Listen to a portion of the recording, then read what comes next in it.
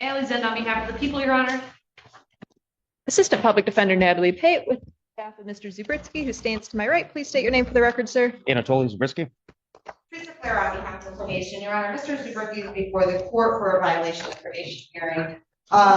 Your Honor, Mr. Zubritsky failed to appear before this court for a review hearing on July 14th, and the court issued a bench warrant at that time. Mr. Zubritsky turned himself in on the warrant to the Washington County Jail on August 5th. Once he got in custody, his GPS tether was removed due to his incarceration.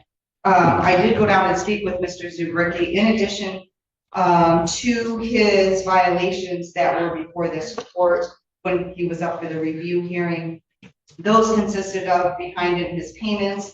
He has an arrearage of $150 with his payments.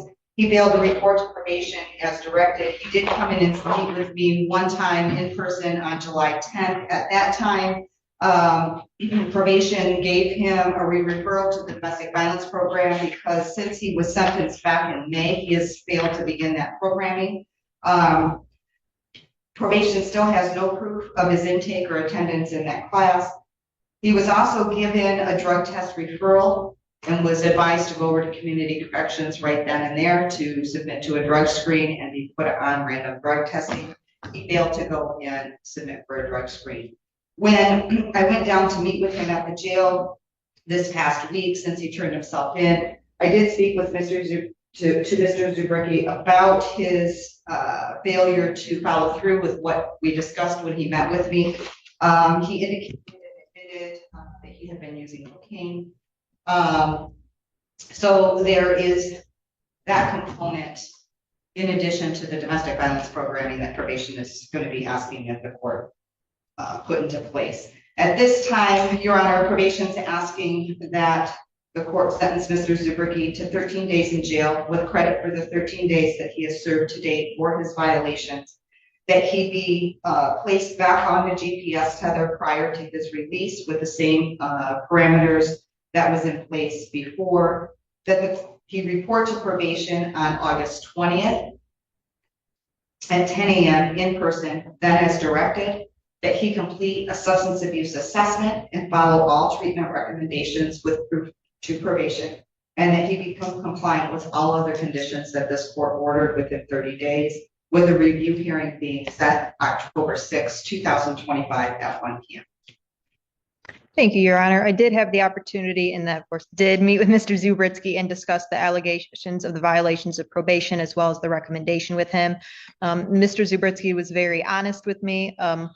He does admit to these alleged violations of probation, and we are ultimately asking that the court adopt probation's recommendation. He does understand the importance once he is released either today or tomorrow on that GPS tether that he then report in person on Wednesday to probation at 10 a.m. as directed and get the information he needs to schedule that alcohol or substance abuse assessment, and that he does need to get himself enrolled in that DV class and then provide proof of that to probation and continue reporting to them and be compliant. He was real honest with me when I went down to the jail to see him. He immediately, waved. I obviously haven't seen him in a couple months or so. Told me he had messed up. And I said, well, at least you did something right by turning yourself in, and you're going to get back on track. And so I believe he will do so. And so we are asking the court to adopt probation's recommendation. Anything you want to say?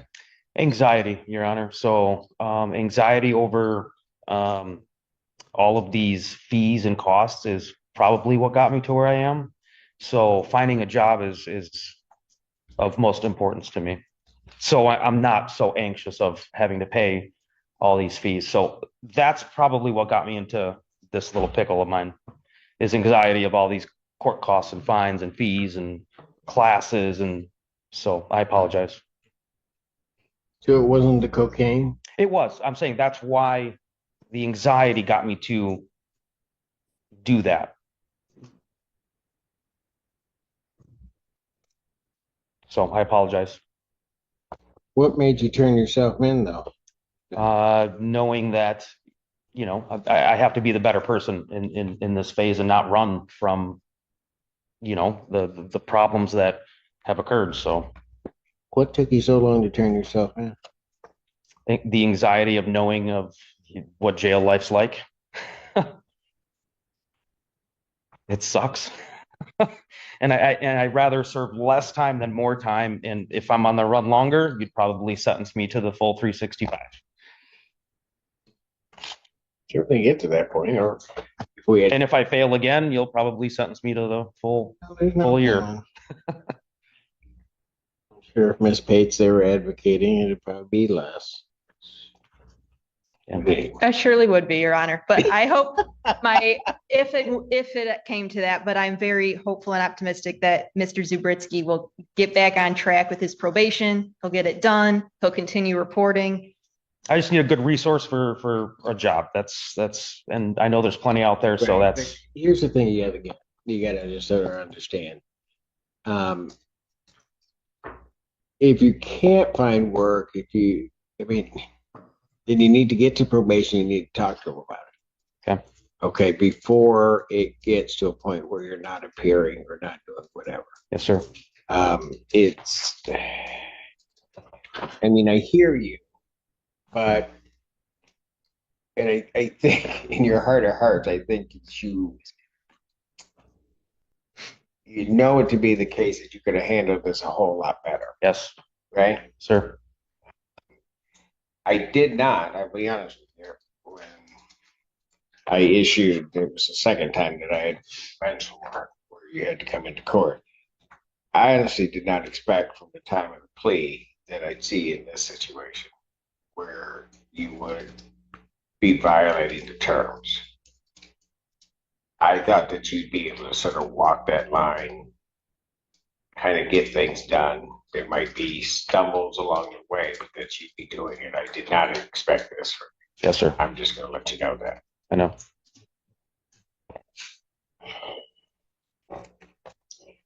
Said to the court, 13 days in jail, credit 13 served for the violations to date.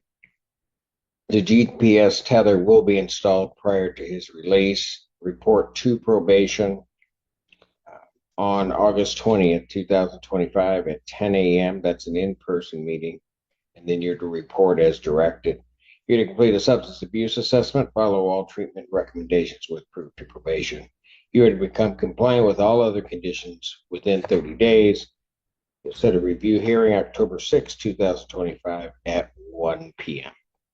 All right. I think they actually have your bond denied at this point, don't they? Your Honor, I haven't checked jail as to this case the past couple of days. My memory was, so let me be very clear. It's actually 25. That's what I was going to say. I thought it was $25,000 cash surety when issued the bench warrant. His bond is reinstated at, I'll actually just make his bond $25,000 personal recognizance. Thank you, Your Honor. Those conditions.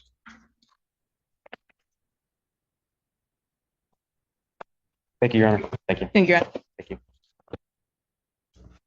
Court does call the case, People versus Samira Sikora. Ally Zend on behalf of the people. An Assistant Public Defender, Natalie Pate, with and on behalf of Mr. Cora, who should be present via Zoom. Well, that took a turn. This hearing with Anatoly Zubritsky was a reminder of how probation cases can swing between frustrating and oddly candid. Judge Simpson kept things professional, but you could hear the disappointment in his voice. He really didn't expect Zubritsky to be back in front of the court this soon. Probation laid out the list of violations: missed review hearing, falling behind on payments, skipping out on a drug test, failing to start the domestic violence program, and then admitting to cocaine use. It wasn't pretty. But to Zubritsky's credit, when he finally turned himself in, he didn't sugarcoat anything. He told the judge outright that anxiety over fees and costs had pushed him to make some bad decisions. Whether you buy that explanation or not, at least he wasn't trying to duck responsibility. His demeanor was apologetic and self-aware, which gave the judge something to work with. Defense counsel Natalie Pate played this one smart. She didn't try to contest the violations, but leaned into her client's honesty and willingness to reset. That was the only real play here, and it lined up with probation's own recommendation. The prosecutor and probation officer weren't asking for anything extreme either. Just 13 days, which he'd already served, a GPS tether, a substance. Abuse assessment and proof of compliance with prior conditions? Everyone seemed to agree this was less about punishment and more about giving him structure and accountability going forward.